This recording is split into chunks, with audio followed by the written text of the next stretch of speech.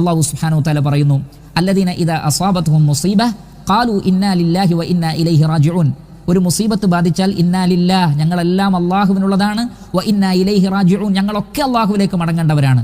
അവർ നേരത്തെ പോയി, ഞങ്ങളും മടങ്ങും. അത്രയാണ് ഒരു വിശ്വാസിയുടെ ചിന്തയിലേക്ക് വരേണ്ടത്. അങ്ങനെ വന്നാൽ ഉലൈക അലൈഹിം, അത്തരം ആളുകളുടെ മേൽ സ്വലവാത്തും മിർ റബ്ബിഹിം, അള്ളാഹുവിങ്കിൽ നിന്നുള്ള സ്വലാത്ത് ഉണ്ടാകുന്നതാണ്. ഇവിടെ സ്വലവാത്ത് എന്നാണ് പറഞ്ഞത്, സ്വലാത്തിന്റെ ജംആണ് സ്വലവാത്ത്. അള്ളാഹുവിൽ നിന്നുള്ള സ്വലാത്ത് എന്താണ്? ഉലമാക്കൾ പറഞ്ഞിട്ടുണ്ട്, സനാഉഹു ഫിൽ മലഇൽ അഅല. താബീങ്ങളിൽപ്പെട്ട കിബാറുകളിൽപ്പെട്ട അബുൽ ആലിയ എന്ന മഹാൻ റളിയല്ലാഹു തആല അൻ, അദ്ദേഹം പറഞ്ഞതായി ഇമാം ബുഖാരി റഹിമഹുല്ലാഹ് അദ്ദേഹത്തിന്റെ സ്വഹീഹിൽ ഉദ്ധരിക്കുന്നുണ്ട്. സ്വലാത്ത് എന്ന് പറഞ്ഞാൽ സനാഉഹു ഫിൽ മലഇൽ അഅല, മലക്കുകളുടെ ഉന്നത സഭയിൽ അല്ലാഹു സുബ്ഹാനഹു വ തആല ആ വ്യക്തിയെ പ്രശംസിച്ചു പറയും എന്നാണ്. ആ വ്യക്തിയെ പ്രശംസിച്ചു പറയും. അപ്പോൾ നമുക്കൊരു മുസീബത്ത് ബാധിച്ച് നമ്മൾ ഇന്നാ ലില്ലാഹി വ ഇന്നാ ഇലൈഹി റാജിഊൻ എന്ന് പറഞ്ഞു കഴിഞ്ഞാൽ അതുകൊണ്ട് ഉണ്ടാവുന്നത് മലക്കുകളുടെ ഉന്നത സഭയിൽ അല്ലാഹു സുബ്ഹാനഹു വ തആല ആ വ്യക്തിയെ പ്രശംസിച്ചു പറയും. അതിനേക്കാൾ വലിയ ഖൈർ എന്താണ് പ്രിയപ്പെട്ടവരെ വേറെയുള്ളത്? അതുകൊണ്ട് തന്നെ ഇവിടെ സ്വലാത്ത് എന്ന് പറയാതെ സ്വലവാത്തുൻ എന്ന് പറഞ്ഞാൽ ധാരാളമായി അള്ളാഹു പ്രശംസിച്ചു പറയുമെന്നാണ് അതുകൊണ്ടുള്ള ഉദ്ദേശം. ധാരാളമായി അള്ളാഹുവിൻ്റെ പ്രശംസ ലഭിക്കും. അള്ളാഹുവിൻ്റെ കാരുണ്യം ലഭിച്ചവർക്കല്ലാതെ അള്ളാഹുവിൻ്റെ പ്രശംസ ലഭിക്കുകയില്ലല്ലോ.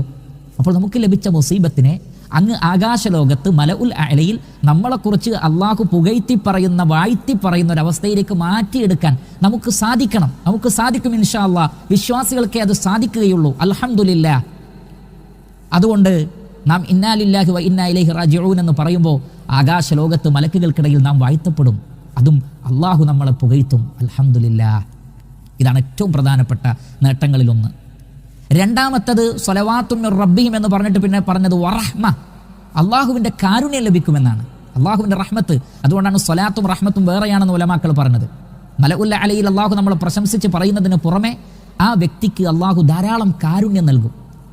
അപ്പോൾ ഏതൊരു മുസീബത്തിന് ശേഷവും നമ്മളുടെ അഖീദ, ഞാൻ നേരത്തെ പറഞ്ഞ ആ അഖീദയുടെ അടിസ്ഥാനത്തിൽ നമ്മൾ പറയുന്ന ഒരു വാക്കിൻ്റെ അതിൻ്റെ ഒരു പ്രതിഫലവും അതിൻ്റെ ഒരു നേട്ടവും പ്രിയപ്പെട്ട സഹോദരങ്ങളൊന്ന് ആലോചിച്ച് നോക്കൂ. പിന്നീട് നമ്മുടെ ജീവിതത്തിൽ അള്ളാഹുവിൻ്റെ റഹ്മത്തിൻ്റെ ആസാറുകൾ ഉണ്ടാവുമെന്നാണ്. അൽഹംദുലില്ലാഹ്, അത് ചെറിയ കാര്യമല്ല. അതുകൊണ്ട് തന്നെ മുസീബത്തുകൾ വന്നു കഴിഞ്ഞാൽ മറ്റുള്ള ആളുകൾ ചെയ്യുന്നത് പോലെ, മതബോധമില്ലാത്ത ആളുകൾ ചെയ്യുന്നത് പോലെ സങ്കടപ്പെട്ട് വിഷമിച്ച് ഹൃദയം തകർന്ന് പല ആളുകളും ആത്മഹത്യ ചെയ്യുന്നു. പല ആളുകളും ഹൃദയം തകർന്നു പോകുന്നു. ചിലർ മാനസിക രോഗികളായി മാറുന്നു. ജീവിതത്തിൽ മുഴുവൻ വിഷാദ രോഗവുമായി കഴിയുന്നു. ദുനിയാവിൻ്റെ എല്ലാ കാര്യങ്ങളിൽ നിന്നും വിട്ടു നിൽക്കുന്നു. നോർമലായ അവസ്ഥയിൽ നിന്ന് തെറ്റിപ്പോവുക നമ്മുടെ വിശ്വാസത്തിൻ്റെ ഈമാനിൻ്റെ കുറവാണത്. മറിച്ച് റഹ്മത്തായി മാറും ആ മുസീബത്ത്. അള്ളാഹുവിൽ നിന്ന് റഹ്മത്ത് ലഭിക്കും നമ്മൾ അങ്ങനെ പറയുമ്പോൾ എല്ലാവർക്കും. അതുകൊണ്ട് എല്ലാവരും, നമ്മുടെ കുടുംബത്തിൽ പലരും മരണപ്പെട്ടിട്ടുണ്ടാകാം. സഹോദരൻ, പിതാവ്, കുഞ്ഞുമക്കൾ, ഭാര്യ, ഭർത്താവ്, എല്ലാവരും ആ ഗണത്തിൽപ്പെട്ട എല്ലാവരും മരണപ്പെട്ടവരിലുണ്ട്. പക്ഷേ എല്ലാവരും പ്രാർത്ഥിക്കുക. മക്കൾക്ക് വേണ്ടി മാതാപിതാക്കൾ, ഭാര്യയ്ക്ക് വേണ്ടി ഭർത്താവ്, എല്ലാവരും. അതോടൊപ്പം തന്നെ നമ്മൾ ഈ വാക്കുകളൊക്കെ മനസ്സറിഞ്ഞ് പറഞ്ഞാൽ നമ്മുടെ കുടുംബത്തിൽ അള്ളാഹു റഹ്മത്ത് തരും. യാതൊരു സംശയവും വേണ്ടതില്ല. ഇതാണ് രണ്ടാമത്തത്. മൂന്നാമത്തത് വ ഉലൈക ഹുമുൽ മുഹ്തദൂൻ, അവരാകുന്നു സന്മാർഗികൾ എന്നാണ്. അവർക്ക് അള്ളാഹു ഹിദായത്ത് നൽകുന്നതാണ്. അൽഹംദുലില്ലാഹ്. ഹിദായത്തിനേക്കാൾ വലിയ നിഅമത്ത് എന്താണ് എന്ന് പറഞ്ഞാൽ ശരിയായ റൂട്ടിലൂടെ അള്ളാഹു നമ്മെ നടത്തും. നമ്മുടെ അഖീദ മുസീബത്തിൻ്റെ സന്ദർഭത്തിൽ അഖീദയെ ഒന്നുകൂടി മനസ്സിനെ ഓർമ്മപ്പെടുത്തുക എന്ന് പറഞ്ഞാൽ ആ സന്ദർഭത്തിൽ ഉണ്ടാവേണ്ടതാണ് അഖീദ എന്ന നിലക്കല്ല. അഖീദ നേരത്തെ ഉള്ളത് തന്നെയാണ്. ആ സന്ദർഭത്തിൽ നാം അതിനെ ഊട്ടി ഉറപ്പിക്കുക കൂടി ചെയ്താൽ, കാരണം മുസീബത്തിൻ്റെ സന്ദർഭത്തിലാണ് അഖീദയിൽ നിന്ന് ആളുകൾ തെറ്റിപ്പോകുന്നത്, മാനസിക നില തെറ്റിപ്പോകുന്നത്, അള്ളാഹുവിനെ കുറിച്ച് മോശമായി ചിന്തിക്കാൻ തുടങ്ങുന്നത്. അത് പാടില്ല. മറിച്ച് ഹുസ്നുൽ ളൻ ബില്ലാഹ്, അള്ളാഹുവിനെ കുറിച്ച് നല്ല ചിന്ത മാത്രമേ നമുക്കുണ്ടാവാൻ പാടുള്ളൂ.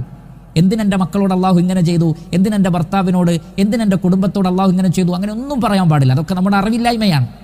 അള്ളാഹു അവൻ്റെ തീരുമാനങ്ങളിൽ ഹക്കീമാണ്, അലീമാണ്. അതോടൊപ്പം നമുക്ക് നമ്മുടെ ഭർത്താവിനോടും ഭാര്യയോടും മക്കളോടും തോന്നുന്നതിനേക്കാളെല്ലാം ഇരട്ടിയാണ് അള്ളാഹുവിൻ്റെ സൃഷ്ടികളോടുള്ള സ്നേഹം. അള്ളാഹുവിൻ്റെ 100 സ്നേഹത്തിൽ ഒരംശം മാത്രമേ ഭൂമിയിലേക്ക് ഇട്ടിട്ടുള്ളൂ. ആ ഒരു അംശം കൊണ്ടാണ് നമുക്ക് അങ്ങോട്ടും ഇങ്ങോട്ടും പരസ്പരം തോന്നുന്ന വാത്സല്യവും കാരുണ്യവും ഒക്കെ. പക്ഷെ അറിയുക, നാം സ്നേഹിക്കുന്നതിനേക്കാൾ 100 ഇരട്ടി സ്നേഹം അള്ളാഹുവിന് പടപ്പുകളോടുണ്ട്, സൃഷ്ടികളോടുണ്ട്. അതുകൊണ്ട് റബ്ബിൻ്റെ തീരുമാനത്തിലൊക്കെ ഹൈറാണുള്ളത്. അങ്ങനെ ചിന്തിക്കുന്നവനെ, അവൻ്റെ ഹൃദയത്തെ അള്ളാഹു പിടിച്ചു നിർത്തും. സിറാത്തുൽ മുസ്തഖീമിൽ വ ഉലൈക ഹുമുൽ മുഹ്തദൂൻ, അവർ സന്മാർഗികളായിരിക്കും. ഹിദായത്ത്, അതിൽ ഉറച്ചു നിൽക്കാൻ അവർക്ക് കഴിയും. അവരുടെ മനസ്സ് പതറിപ്പോവില്ല. അള്ളാഹുവിനെ കുറിച്ചുള്ള അവരുടെ അഖീദയിൽ ഒരു അബദ്ധവും വരികയില്ല. ഇതും ഏറ്റവും വലിയ നിഅമത്താണ്. ഈ 3 കാര്യങ്ങൾ പരിശുദ്ധ ഖുർആൻ നമുക്ക് പറഞ്ഞു തന്നിട്ടുണ്ട്. നാലാമത്തത് റസൂലുള്ളാഹി സ്വല്ലല്ലാഹി അലൈഹി വസല്ലം പറഞ്ഞു, ഞാൻ നേരത്തെ പറഞ്ഞതുപോലെ ഒരു മുസ്ലിമിന് ഒരു മുസീബത്ത് ബാധിക്കുകയും അവൻ ഇന്നാ ലില്ലാഹി വ ഇന്നാ ഇലൈഹി റാജിഊൻ എന്ന് പറയുകയും ചെയ്തതിന് ശേഷം അല്ലാഹുമ്മ ഉജുർനി ഫീ മുസീബത്തി, അല്ലാഹുവേ ഈ മുസീബത്തിൽ നീ എനിക്ക് പ്രതിഫലം തരണമേ. അല്ലാഹു ധാരാളമായി പ്രതിഫലം നൽകും. ഒരാൾക്കൊരു മുസീബത്ത് ബാധിച്ച് ആ വ്യക്തി അതിൽ സഹിച്ചാൽ, അതുകൊണ്ടാണ് നബി സല്ലല്ലാഹു അലൈഹി വസല്ലം പറഞ്ഞത്, ഒരാളുടെ മനസ്സിനുണ്ടാകുന്ന ദുഃഖം പോലും, അതേപോലെ തന്നെ കാലിൽ തറയ്ക്കുന്ന ഒരു മുള്ള് അല്ലെങ്കിൽ ഹൃദയത്തിലുണ്ടാകുന്ന ഒരു ഉത്കണ്ഠക്ക് പോലും അവൻ്റെ പാപങ്ങൾ അല്ലാഹു മായ്ച്ചു കൊടുക്കുന്നതാണ്. നമ്മുടെ പാപങ്ങൾ പുറത്തു കിട്ടും. നമ്മുടെ സങ്കടം, നമ്മുടെ വ്യസനം, നമ്മുടെ സഹനം, അതിനൊക്കെ പ്രതിഫലമുണ്ട്. നമ്മുടെ ക്ഷമക്ക് പ്രതിഫലമുണ്ട്.